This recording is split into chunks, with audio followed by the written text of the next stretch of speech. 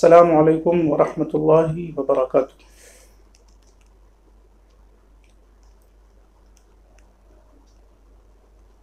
نحمده ونصلي ونسلم على رسوله الكريم وعلى آله وأصحابه أجمعين، أما بعد فأعوذ بالله من الشيطان الرجيم، بسم الله الرحمن الرحيم۔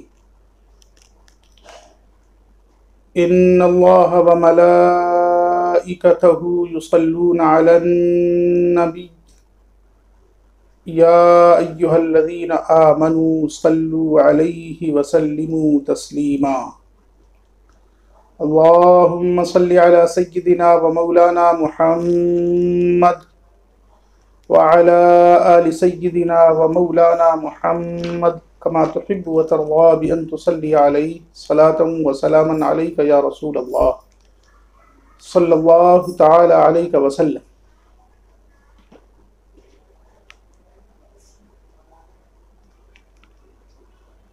محترم سامعین و ناظرین،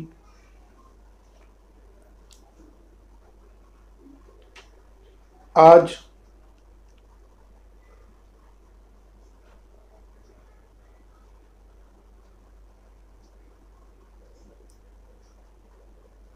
کربلا میں جن لوگوں نے خاندان رسول کے ساتھ وہ سلوک کیا جس کا ذکر آپ سے کیا جا چکا،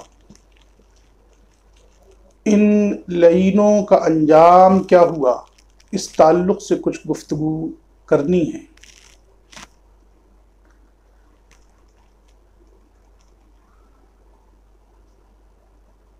تاریخ بتاتی ہے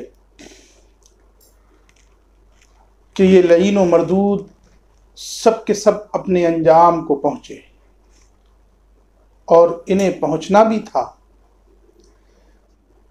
اس لیے کہ اس کے یہاں دیر ہے اندھیر نہیں ہے۔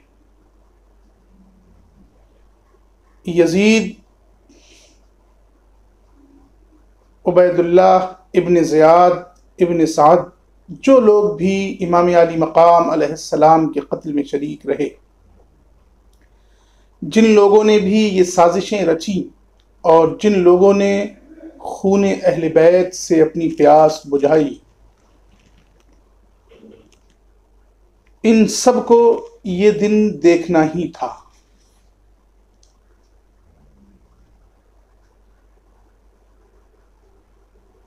اللہ تبارک و تعالی ارشاد فرماتا ہے،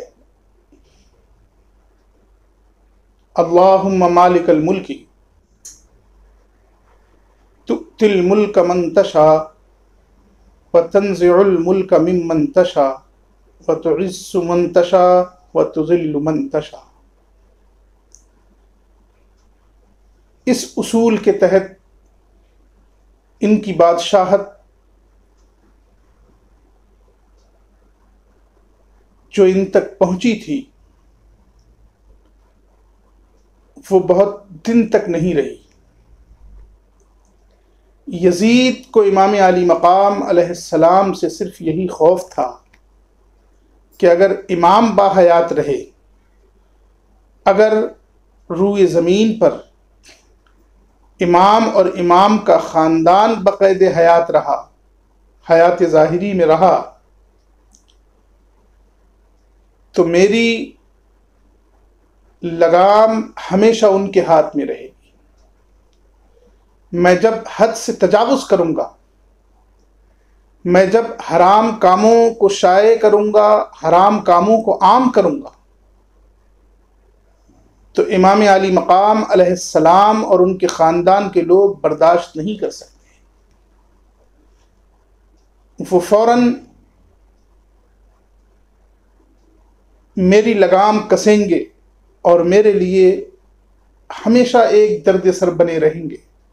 اس لیے وہ چاہتا تھا کہ امام علی مقام کو اس دنیا سے رخصت کر دیا جائے، اس خاندان کو اس دنیا سے نیست و نابود کر دیا جائے، تاکہ میں بے لگام بادشاہ بن جاؤں اور جو میرے دل میں آئے وہ کرتا رہوں، ایسی بادشاہت شریعت سے جس کا کوئی تعلق نہ ہو، ایسی بادشاہت جس میں حلال و حرام کی تمیز نہ ہو۔ وہ ایسی بادشاہت چاہتا تھا جس میں اس سے کوئی پرسش نہ کی جائے، اس کا کوئی محاسبہ نہ کیا جائے، ایسی بادشاہت چاہتا تھا۔ اسی لیے وہ امام عالی مقام علیہ السلام کے قتل کے درپے تھا۔ عبید اللہ ابن زیاد قتل کرنا چاہتا تھا، امام علی مقام کے خاندان کے بچے کو ختم کرنا چاہتا تھا۔ وہ سمجھ رہے تھے کہ اگر یہ خاندان زندہ رہا تو ہماری بے لگامیاں کبھی بھی کھل کر سامنے نہیں آ سکیں گی۔ چنانچہ وہی ہوا۔ جیسے ہی کربلا کا واقعہ رونما ہوا، آہستہ آہستہ یزید کی بدعمالیاں، اس کا فسق و فجور عام ہونے لگا۔ اور یہ بات صرف یزید کے دربار یا یزید کے شہر تک نہیں رہ گئی، بلکہ پوری سلطنت میں جو یزید کے ماتحت تھی، اس پوری سلطنت میں فسق و فجور عام ہو گیا۔ شراب نوشی، زناکاری دھڑلے سے ہونے لگی۔ لوگ اس کو عیب نہیں سمجھتے تھے، انہوں نے ان حرام کاموں میں اپنے آپ کو ملوث کر لیا۔ نمازوں کا چھوڑنا عام ہو گیا۔ غور فرمائیں، وہ حکومت جس کی شروعات خلافت علی منہاج النبوہ سے ہوئی تھی، آہستہ آہستہ ایسی بادشاہت میں تبدیل ہو گئی کہ اب اس کا مقصد اسلامی احکام کو نافذ کرنا نہیں، بلکہ حلال و حرام کی تمیز کو ختم کرنا ہے، اسلامی احکام کو پامال کرنا ہے۔ چنانچہ سن 61 ہجری میں واقعہ کربلا پیش آیا۔ ابھی 2 ہی سال گزرے تھے کہ یزید نے عقبہ ابن مسلم کو مدینے پر چڑھائی کے لیے لشکر کے ساتھ بھیج دیا۔ عقبہ ابن مسلم لشکر لے کر جاتے ہیں اور مدینے پر جا کر چڑھائی کر دیتے ہیں۔ وہ مدینہ جس کو اللہ کے رسول صلی اللہ علیہ وسلم نے مدینہ طیبہ بنایا، جو یثرب تھا، وہ مدینہ جہاں جانے کی ہر مومن تمنائیں کرتا ہے، وہ مدینہ جہاں جا کر ہر مومن کا ایمان تازہ ہو جاتا ہے، جہاں رسول کریم صلی اللہ علیہ وسلم آرام فرما ہے، اس مدینے میں اس کی حرمتیں پامال کرنے کے لیے یزید نے عقبہ ابن مسلم کو بھیجا اور ان کے ساتھ ایک لشکر بھیجا کہ جاؤ۔ اب یہ لوگ جب مدینہ طیبہ پہنچے، انہوں نے وہاں حلال و حرام کی تمیز ختم کر دی۔ مسجد نبوی کے ستونوں سے جانور باندھے گئے۔ مسجد نبوی میں 3 دن تک نماز نہیں ہو سکی۔ وہاں جو صحابہ تھے ان کو قتل کر دیا گیا۔ یہی وہ بے لگامیاں تھیں جن کے بارے میں یزید سمجھ رہا تھا کہ اگر امام کا خاندان زندہ ہے تو میری بے لگامی کبھی بھی کھل نہیں سکتی، میں کبھی بھی ایک بے لگام بادشاہ کی طرح بادشاہت نہیں کر سکتا، یہ امام کا خاندان کبھی بھی میری بادشاہت کے آڑے آ سکتا ہے، کبھی بھی یہ میرے لیے خطرہ بن سکتا ہے، کبھی بھی یہ میرے لیے درد سر بن سکتے ہیں، اور اس وقت پھر اس درد کا ازالہ مشکل ہوگا۔ اس لیے یہ چاہتے تھے کہ امام کو اس دنیا سے ختم کر دیا جائے، جیسا کہ یہ اپنے مقاصد میں کامیاب ہوئے۔ وہ مسجد نبوی جہاں آج کوئی بھی مومن پہنچ جائے اس کا ایمان تازہ ہو جاتا ہے، لیکن کیسے مومن تھے وہ لوگ جنہوں نے مدینے میں پہنچ کر قتل و غارت گری کا ننگا ناچ ناچا، اہل مدینہ پر ظلم کی آندھیاں چلائیں، اہل مدینہ پر طوفان برپا کیے۔ حد تو یہ ہے کہ 700 سے زائد صحابہ کرام کو شہید کر دیا گیا۔ کون تھے یہ لوگ؟ آپ غور فرمائیں، یہ وہ تھے جنہیں مومن کہا جاتا ہے، یہ وہ تھے جو کلمے کا ورد کرتے تھے، جن کی زبانوں پر کلمہ طیبہ جاری تھا، لیکن انہوں نے مدینۃ الرسول میں پہنچ کر وہ ننگا ناچ ناچا کہ مورخین ان کی حرکتوں کو ذکر کرنے سے بھی اعراض کرتے ہیں کہ ان کی رذیل اور کمین حرکتیں ایسی رہیں کہ ہم ان کا بیان بھی نہیں کر سکتے۔ آبرو لوٹنا عام ہو گیا۔ انہوں نے مومنین خواتین کی عزتوں کو لوٹا۔ حکم عام دے دیا گیا کہ تمہارے لیے سب حلال ہے۔ یزید کے لشکر نے وہاں حلال کو حلال نہیں سمجھا، حرام کو حرام نہیں سمجھا، بلکہ اہل مدینہ کی خواتین کی عزتوں کو لوٹا گیا، بچوں کو تہہ تیغ کیا گیا، بوڑھوں کو مار ڈالا گیا۔ یہ تھے وہ لوگ جو اپنے آپ کو مسلمان کہلاتے تھے، یہ تھے وہ لوگ جو اپنے ایمان کا دعویٰ کرتے تھے۔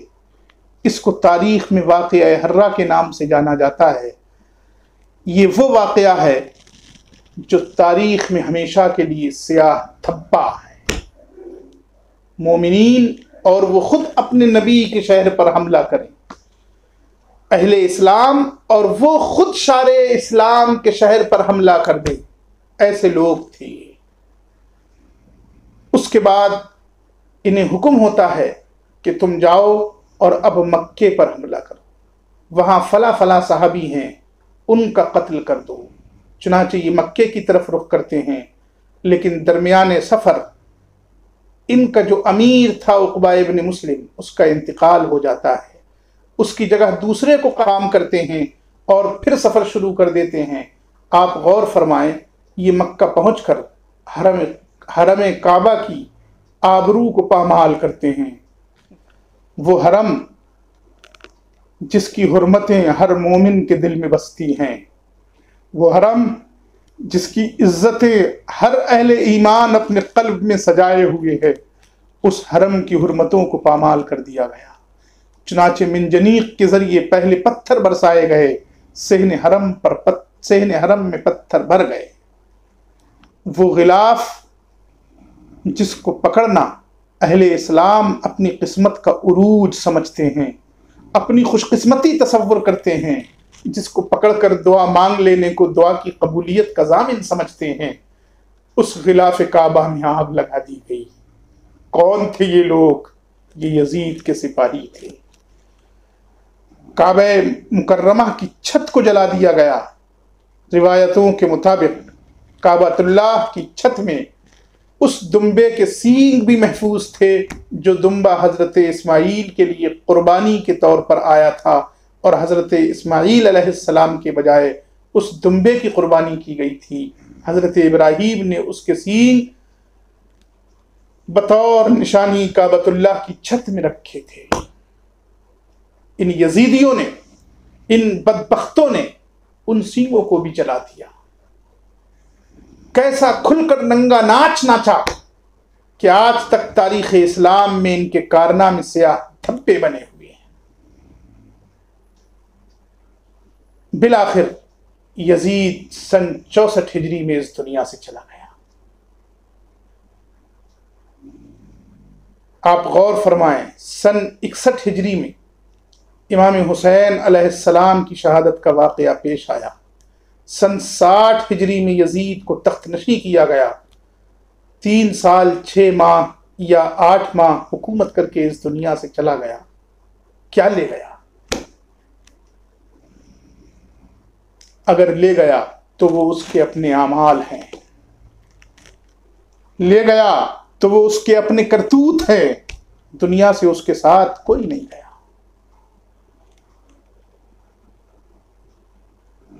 اب یزید کے بعد، یزید کے مرنے کی خبر جیسے ہی مکۃ المکرمہ پہنچی، حضرت عبداللہ ابن زبیر رضی اللہ تعالیٰ عنہ نے اعلان کیا اور ان لشکریوں کو سنایا، سنو، تمہارا شیطان مر چکا ہے، تمہارا شیطان دنیا سے جا چکا ہے، تمہارا سرکش اس دنیا میں نہیں رہا، تم واپس چلے جاؤ۔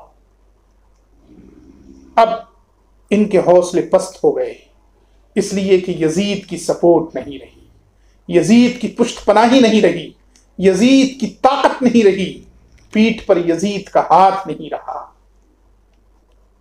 اہل اسلام کو طاقت ملی، قوت ملی، اہل مکہ نے پھر ان کو دوڑا دوڑا کر مارا، اس لیے کہ تمام اہل اسلام ان کے ظلم سے عاجز آ چکے تھے، ان کے ظلم سے پریشان ہو چکے تھے، اور یہ وہاں سے اس لیے بھاگ آئے، اس لیے چلے آئے کہ اب یزید کی پشت پناہی ختم ہو چکی ہے، اب یہاں ہم کچھ نہیں کر سکیں گے۔ ادھر یزید کے بعد یزید کے چاہنے والوں نے یزید کے بیٹے معاویہ کو تخت نشین کیا، لیکن اس نے اس تخت نشینی کو دل سے قبول نہیں کیا، اس نے اس عہدے کو دل سے قبول نہیں کیا۔ اس کے دل میں ہمیشہ یہی جذبہ رہا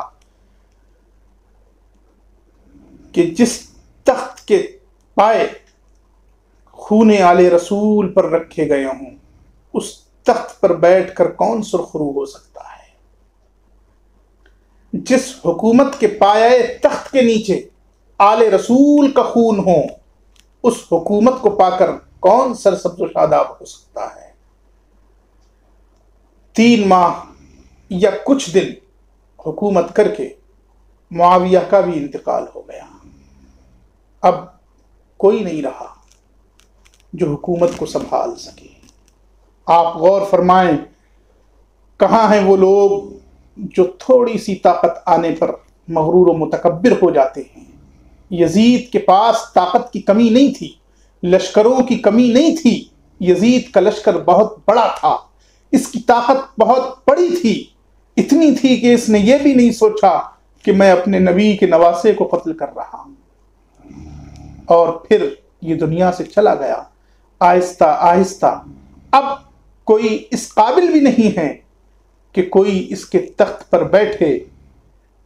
ایک تاریخی روایت کے مطابق معاویہ سے آخری وقت میں جب پوچھا کہ تم کسے اپنے بعد اپنا جانشین بنانا چاہتے ہو، کس کے لیے وصیت کرنا چاہتے ہو، یہ عہدہ جو چلا آ رہا ہے تمہارے خاندان میں، یہ عہدہ کس کو دینا چاہتے ہو؟ تو معاویہ نے جواب دیا، جس تخت پر بیٹھ کر میں نے کوئی حلاوت محسوس نہیں کی، میں اس تلخی میں کسی اور کو نہیں جھونکنا چاہتا۔ آپ دیکھیے، وہ حکومت جس کی بنیاد یزید نے خون آل رسول پر رکھی تھی، کتنی جلدی اس کا خاتمہ ہو گیا۔ ادھر اہل حجاز، اہل یمن نے حضرت عبداللہ ابن زبیر رضی اللہ تعالی عنہ کے ہاتھ پر بیعت کر لی۔ اب مروان کو موقع ملا اور مروان نے دیکھا کہ کوئی نہیں ہے، تو پھر وہ کودا اور شام کے لوگوں سے اس نے بیعت لے لی۔ یہ وہ مروان ہیں جو ایک لمبے سنگھرش کے بعد اس عہدے تک پہنچ سکا۔ اس کے بعد پھر عبد الملک بن مروان اس کا بیٹا تخت نشین ہوا۔ یہ حکومت کا سلسلہ تھا جو چلتا رہا، لیکن پھر دیکھیں آپ کہ کیا ان کا انجام کیا ہوا۔ یہ جو قاتلین حسین تھے کس عبرتناک انجام تک پہنچے۔ وہ مختار ابن ابی عبید ثقفی، جس کے گھر جا کر حضرت امام مسلم قیام پذیر ہوئے تھے، جب کوفہ پہنچے تھے تو مختار ثقفی نے حضرت امام مسلم کو اہلم و سہلم مرحبا کہا تھا، حضرت امام مسلم کا استقبال کیا تھا۔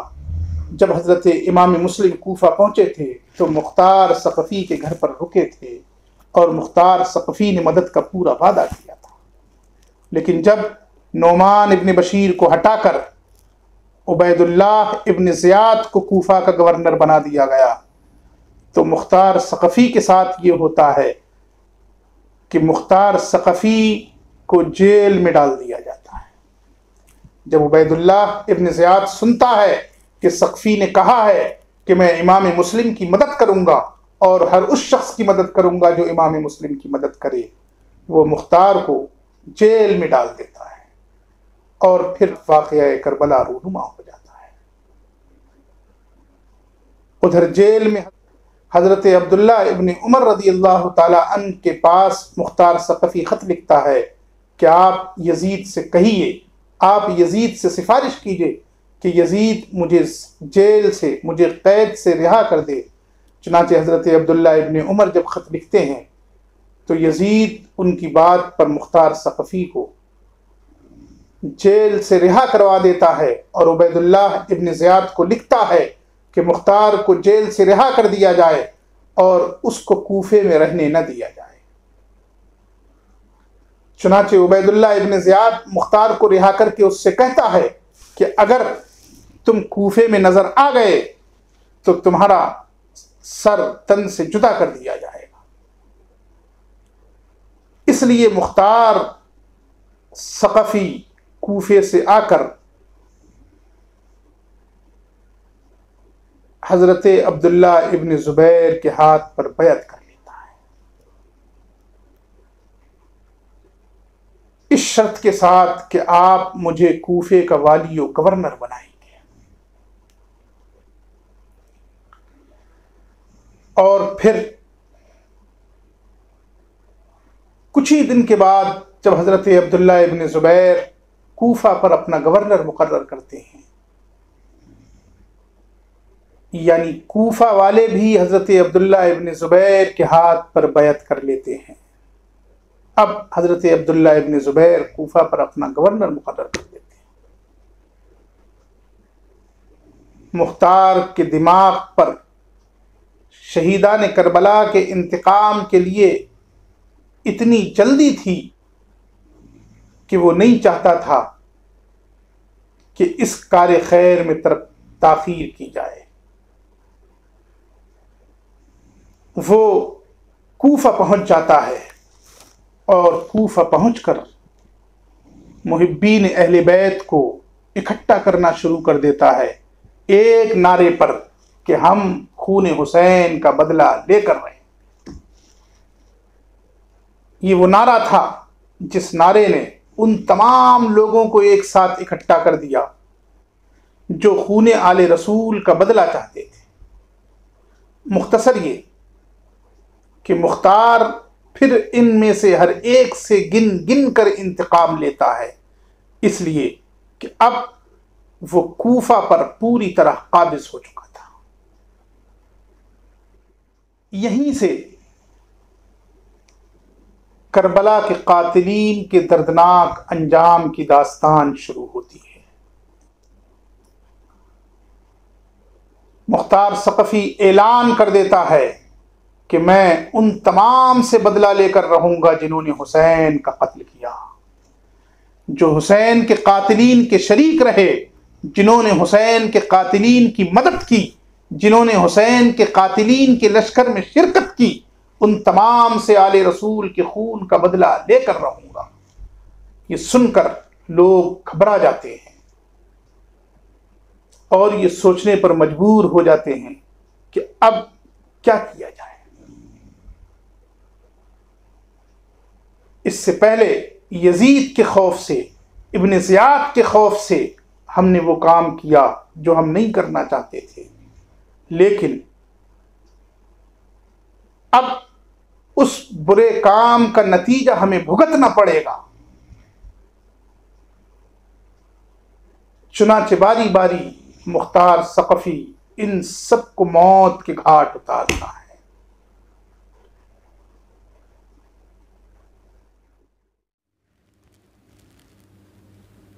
چنانچہ مختار ثقفی کے اس اعلان کے بعد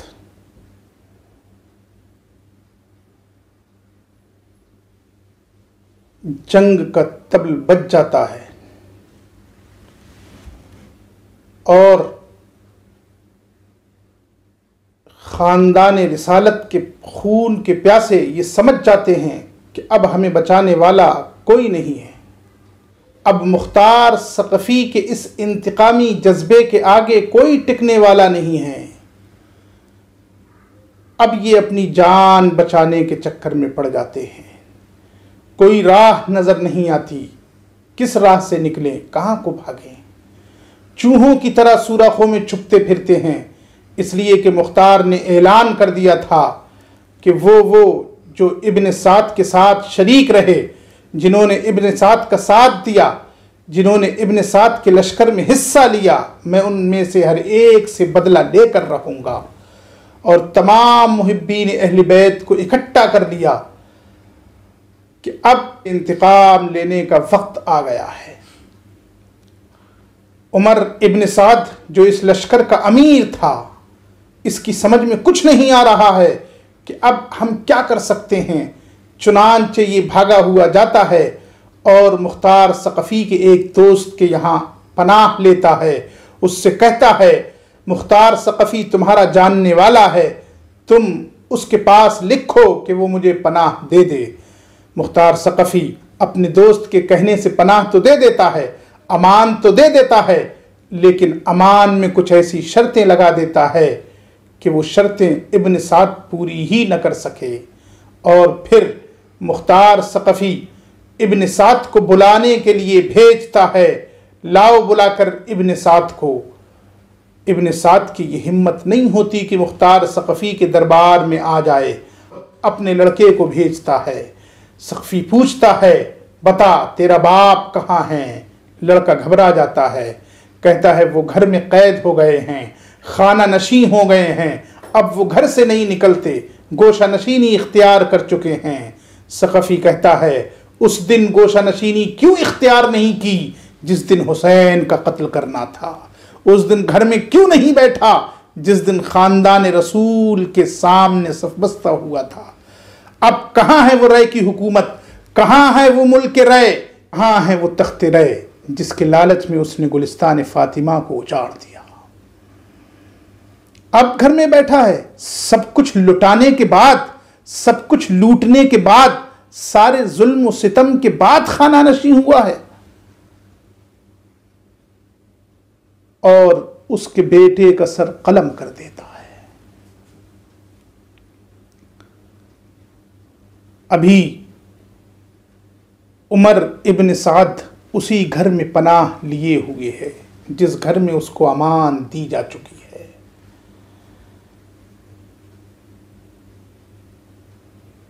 مختار ثقفی کا جذبہ انتقام جنون کی طرح اس کی سر پر حاوی ہے،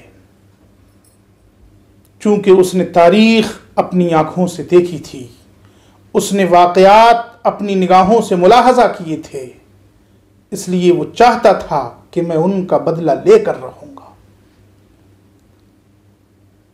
وہ ایک دن اپنے دربار میں ذکر کرتا ہے کہ کل ایک ایسے آدمی کا قتل ہوگا جو عرب کا مشہور آدمی ہے، جس کی شکل و صورت ایسی ہے۔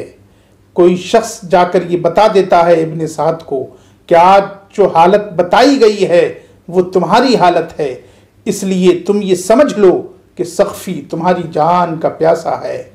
ابن سعد اس گھر کو چھوڑ دیتا ہے اور راتوں رات بھاگتا ہے۔ ثقفی کے جاسوس اس کو بتا دیتے ہیں کہ ابن سعد گھر سے نکل چکا ہے۔ چنانچہ مختار ثقفی فوراً ایک لشکر کو بھیجتا ہے اور ابن سعد بھاگنے کی کوشش کرتا ہے، لیکن اس کا پیر اس کے جبے میں الجھ جاتا ہے۔ بعض روایات کے مطابق مختار ثقفی اپنے بیٹے کے ساتھ قتل کیا جاتا ہے۔ آپ غور فرمائیں، وہ جبہ پوش جو خاندان رسالت کے دشمن تھے، آج ان کے وہ جبے ہی ان کے قتل کا سبب بنے ہیں۔ آج ان کا وہ لباس ہی ان کے قتل کا باعث بن گیا ہے۔ جبے میں الجھ کر گرتا ہے، اتنے میں ابو امرہ پہنچ جاتا ہے جو مختار ثقفی کے لشکر کا امیر تھا، اور ابن سعد کا سر قلم کر لیتا ہے۔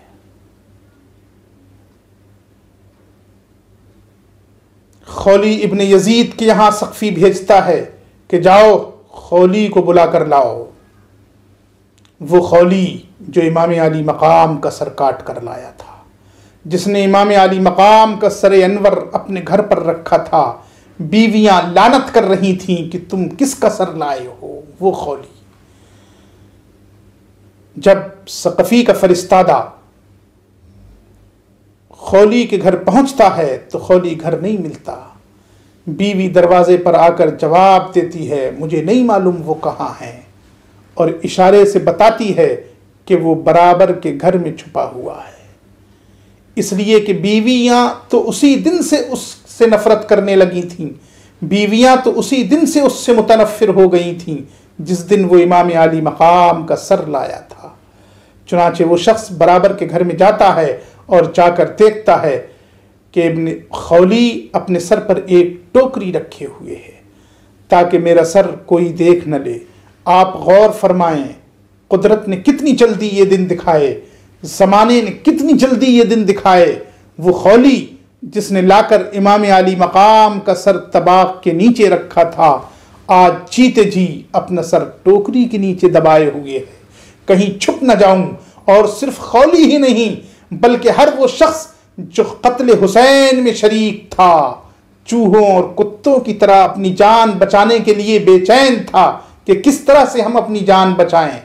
بہرحال خولی کو ثقفی کا فرستادہ پکڑ کر لے آتا ہے اور ثقفی کے حوالے کر دیتا ہے۔ ثقفی حکم دیتا ہے کہ جاؤ اس کو لے کر جاؤ، قتل کر دو، اور یہاں نہیں بلکہ اس کے گھر کے قریب لے جا کر قتل کرو تاکہ وہ گھر جس گھر میں امام علی مقام کا سر رکھا گیا تھا اس گھر کے آس پاس کے لوگ بھی گواہ ہو جائیں کہ اس قتل کا انجام کیا ہوا، اس کا نتیجہ کتنا برا اور کتنا دل دہلا دینے والا ہوا۔ اس کو قتل کرو اور قتل کرنے کے بعد اس کو آگ میں جلاؤ۔ اللہ اللہ، کیسا عبرتناک انجام ہے۔ یہ تو دنیا کا انجام ہے، ابھی آخرت کی سزا باقی ہے۔ عبید اللہ ابن زیاد بھاگ کھڑا ہوتا ہے، وہ یہ سمجھتا ہے کہ میں محفوظ نہیں ہوں، اور ادھر مختار ثقفی اپنے لشکر کو دوڑاتا ہے۔ موصل کے قریب جا کر عبید اللہ ابن زیاد کے لشکر میں اور ثقفی کے لشکر میں جنگ ہوتی ہے۔ صبح سے شام تک جنگ جاری رہتی ہے، صبح سے شام تک خون بہتے رہتے ہیں، تلواریں چلتی رہتی ہیں، لیکن غروب آفتاب کے وقت عبید اللہ ابن زیاد مارا جاتا ہے، عبید اللہ ابن زیاد کا قتل کر دیا جاتا ہے۔ یہ تاریخ محرم کی 10 تاریخ سن 67 ہجری تھی۔ غور فرمائیں، سن 61 ہجری محرم کی 10 تاریخ میں جس نے امام علی مقام کا سر لیا تھا، آج اس کا سر کسی دوسرے کے ہاتھ پر جا رہا ہے۔ مختار ثقفی کو خبر بھیجی جاتی ہے کہ عبید اللہ ابن زیاد کا قتل ہو چکا ہے، اس کا سر بدن سے الگ کیا جا چکا ہے، اب آپ کے دربار میں پیش کیا جانا ہے۔ ثقفی کوفے کے در و دیوار کو سجواتا ہے، کوفے کے در و دیوار کی آرائش کراتا ہے اور دارالعمارہ کو سجانے کا حکم دیتا ہے۔ لوگ خوشیاں مناتے ہیں۔ آج اس بدنہاد کو اس کا برا نتیجہ ملا جو اس نے کالے کرتوت انجام دیے تھے۔ آج اس بدبخت کو اس کے اعمال کا نتیجہ مل گیا۔ اب عبید اللہ ابن زیاد کا سر اسی قصر میں، اسی دربار میں پیش کیا جاتا ہے جہاں اس کے سامنے امام علی مقام کا سر رکھا گیا تھا۔ آپ غور فرمائیں، کل اس نے امام علی مقام کا سر جب رکھا گیا تھا تو امام علی مقام کے چہرے پر چھڑی ماری تھی۔ آج جب اس کا سر اس کے ساتھیوں کے ساتھ رکھا گیا ہے تو ثقفی نے چھڑی نہیں ماری، گورنر نے چھڑی نہیں ماری، اللہ تبارک و تعالیٰ نے ایک سانپ بھیجا، ایک سانپ آیا، وہ اس کے ساتھیوں کے سروں سے گزرتا ہوا آخر میں ابن زیاد کے سر پر پہنچا، اور صرف ابن زیاد کے سر پر نہیں پہنچا بلکہ ترمذی کی روایت کے مطابق ابن زیاد کی ناک سے گھس کر منہ میں سے نکلا، 3 مرتبہ منہ سے نکلا، ناک سے داخل ہوا، منہ سے نکلا، ناک سے داخل ہوتا تھا، منہ سے نکل جاتا تھا۔ یہ سانپ یہ بتانا چاہ رہا تھا کہ زمانہ بدلنے میں دیر نہیں لگتی، کل تو نے اسی قصر میں بیٹھ کر، اسی تخت پر بیٹھ کر، اسی دربار میں بیٹھ کر امام علی مقام کے مقدس چہرے پر چھڑیاں چبوئی تھیں، آج یہ سانپ بھی بدلہ لینے کے لیے آ گیا ہے۔ مختصر یہ کہ سقفی نے گن گن کر ایک ایک سے بدلہ لیا، اعلان کر دیا کہ جس نے ذرا سی بھی شرکت کی ہے اس لشکر میں، جس لشکر نے امام علی مقام کا قتل کیا، میں ان سب سے بدلہ لوں گا۔ غور کیجئے، سمجھنے کی کوشش کیجئے۔ جگہ جی لگانے کی دنیا نہیں ہے، یہ عبرت کی جا ہے، تماشا نہیں ہے۔ دنیا کتنی جلد لوگوں کو یہ دکھا دیتی ہے کہ اپنے کالے کرتوت کا نتیجہ بھگتنے کے لیے آخرت کا انتظار نہیں کرنا، بلکہ آپ کو ان کی سزائیں یہیں مل جاتی ہیں۔ آخرت کی سزا تو اس سے بڑی سزا ہے۔ ان کا دردناک انجام دنیا نے اپنی آنکھوں سے دیکھ لیا، لیکن کتنا فرق ہے۔ امام علی مقام کا سر مبارک تن سے جدا ہوا تو زمین رو رہی تھی، آسمان رو رہے تھے، مخلوقات رو رہی تھیں، لیکن آج ان کے سر الگ ہوئے ہیں، ان کو جلایا جا رہا ہے، ان کو قتل کیا جا رہا ہے، تو لوگ یہ نہیں کہتے کہ یہ غلط ہو رہا ہے، بلکہ یہ کہتے ہیں کہ ان کے کالے کرتوت کا نتیجہ ہے، ان کے برے عمل کا برا نتیجہ ہے، انہوں نے جیسا کیا تھا ویسا بھرا، یہ ان کے کرتوت کی وجہ سے انہیں سزا ملی ہے، یہ تو یہاں کی سزا ہے۔ آپ غور فرمائیں، وہ رب جس کا محبوب گلوئے حسین کو چومتا تھا، وہ رب ان کو کیا سزا دے گا؟ ابھی وہ سزا باقی ہے۔ یہاں کی سزا وہاں کی سزا کے بدلے میں نہیں ہو سکتی۔ امام علی مقام نے کربلا میں آ کر دنیا کو بتا دیا کہ باطل طاقتوں کا نشہ بہت دن تک نہیں رہتا، باطل حکومتوں کا تخت بہت دیر تک قائم نہیں رہتا، بلکہ اس کی بنیادیں حق کی آواز بلند کرنے والوں کے خون سے بہت جلد ہل جاتی ہیں۔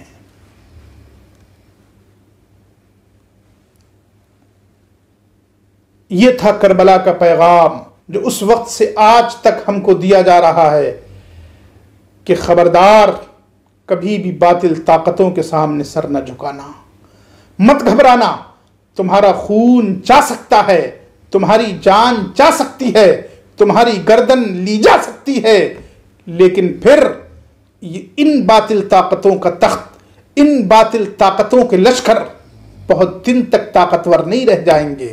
اللہ تبارک و تعالی زمین پر ایک دوسرا انقلاب لائے گا۔ وہ تمام طاقتور حکومتیں جو یہ چاہتی ہیں، جو یہ سمجھتی ہیں کہ ہم فلاں فلاں کو قتل کر دیں تو ہم بے لگام حکومت کے مالک ہو جائیں گے، ہم جو چاہیں گے وہ کر سکتے ہیں، وہ تمام لوگ جن کے یہ بھوت سوار ہوتا ہے کہ ہم اگر اس سلسلے کو ختم کر دیں تو ہم کچھ بھی کر سکتے ہیں، ہم اگر ان لوگوں کا قتل کر دیں اس کے بعد ہم بے لگام ہو جائیں گے، ہم بے تاج کے بادشاہ ہو جائیں گے۔ انہیں یاد رکھنا چاہیے کہ جن کا قتل تم کرنے چلے ہو سکتا ہے وہ قتل ہو جائیں، ہو سکتا ہے ان کی جان چلی جائے، لیکن یاد رکھنا اللہ تبارک و تعالی ان کا بدلہ لینے کے لیے، تم پر تمہاری زندگی کو تنگ کرنے کے لیے ایسے لوگوں کو پیدا فرما دے گا جو وہ رول ادا کریں گے جو مختار سقفی نے ادا کیا ہے۔ ہمیں ہمیشہ یاد رکھنا چاہیے اس سبق کو کہ حق کی آواز بلند کرتے وقت باطل طاقتوں سے نہیں ڈرنا چاہیے۔ باطل کی طاقت کتنی ہی مضبوط ہو، ان کا خوف نہیں کھانا چاہیے۔ اللہ تبارک و تعالی جب ہمیں عزت عطا فرمائے تو نمرودیت ہمارے ذہن پر سوار نہیں ہونا چاہیے، طاقت کا نشہ نہیں ہونا چاہیے، یہ نہیں سمجھنا چاہیے کہ اگر فلاں کو ختم کر دیا جائے تو ہماری بادشاہت، ہماری عزت اور زیادہ ہو جائے گی۔ ہرگز نہیں۔ رب کریم کسی اور کو کھڑا کرے گا جس کے ہاتھوں تمہاری عزت بھی جائے گی، تمہاری دولت بھی جائے گی، تمہاری طاقت بھی جائے گی، اور خود تم بھی چلے جاؤ۔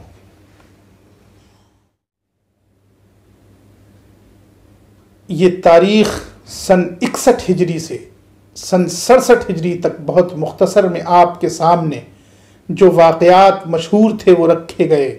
ظاہر ہے کہ 7 سال 6 سال کی تاریخ اتنے کم وقت میں آپ کو کیسے بتائی جا سکتی ہے۔ دعا کیجئے کہ مولا کریم ہم سب کو رسول کریم صلی اللہ تعالی علیہ وسلم اور آل رسول کریم صلی اللہ علیہ وسلم کی سچی محبتیں عطا فرمائے۔ مولا کریم ہمارے دلوں سے نفرتیں کھینچ لے، محبتیں پیدا فرما دے۔ مولا ہم کو ان لوگوں کی مجلسوں سے بچا جن کے دلوں میں بغض رسول پنہاں ہے، جن کے دلوں میں بغض آل رسول پنہاں ہے۔ ہم کو راہ راست پر ثابت قدم فرما۔ آمین۔ وآخر دعوانا ان الحمد للہ رب العالمین۔ السلام علیکم